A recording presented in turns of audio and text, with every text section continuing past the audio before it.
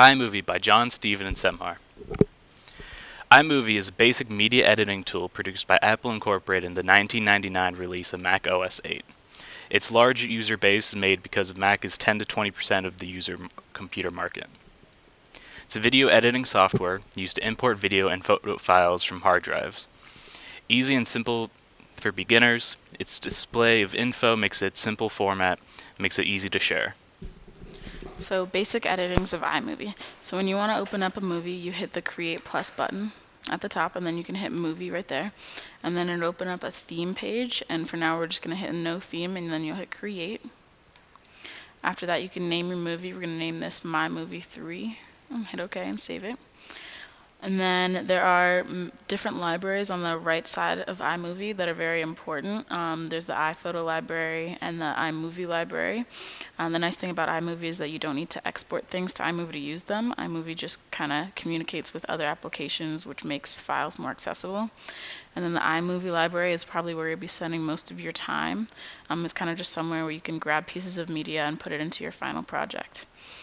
And then to add a new event, you hit File, New Event, Import Media, and then you can scroll down. We named one, it's called Click Me.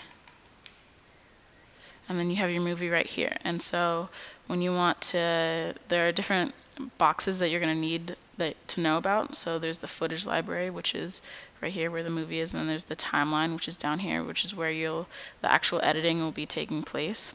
And it's where you can also compile the final project.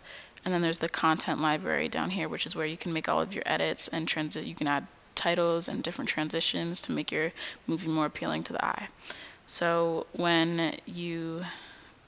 to take portions of your clip and put it into your timeline, you're just going to click it, just drag it down into the timeline. And then there are many different things that you can do. You can cut your movie down into different parts.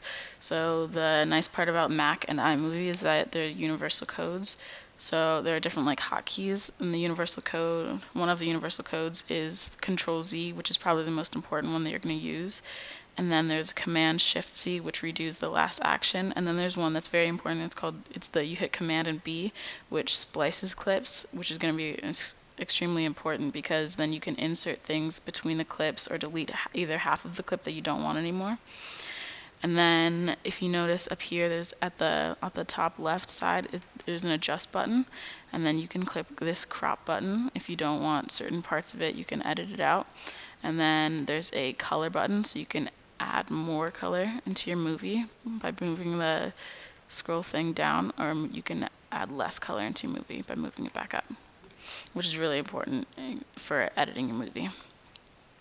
And then on the side, the content library, if you hit transitions, there are a bunch of different edits that you can use. So if you want to open up from one part of your movie into another, or say one part of your movie into a picture, you can use all of these different types of transitions, whichever you like. And then there's also in the content library, there's the title. So basically what you're going to do is just click whichever title you want, drag it down into your timeline. It shows up right here. And then you can just click on it up here in the footage library and just add whichever text that you need. So one of the great things about iMovie is that it pulls music from your iTunes. And like I said previously, the iMovie speaks to a lot of different programs, making it easy to manage media. And to use music, all you need to do is drag and drop it onto your timeline. So to use iTunes, you can just go here, but I don't actually have any any music on iTunes just because I don't use it. So you can use sound effects, which is basically the same premise. So here I'll just grab loon calls and I will put it over the timeline. Also in iMovie, you can manipulate the track's volume. So all you need to do is click this line, and then that mouse cursor will show up, and you can move it up or you can move it down. So you can go anywhere from 0 to 400%. If you make it 400%, it's going to be very loud. So just be aware of that. Also, you can use this button right here to move it this way, and then you can slowly transition the volume. So if you move the cursor over here, then it would take that long to get the video or the audio track to its full volume, to its true volume.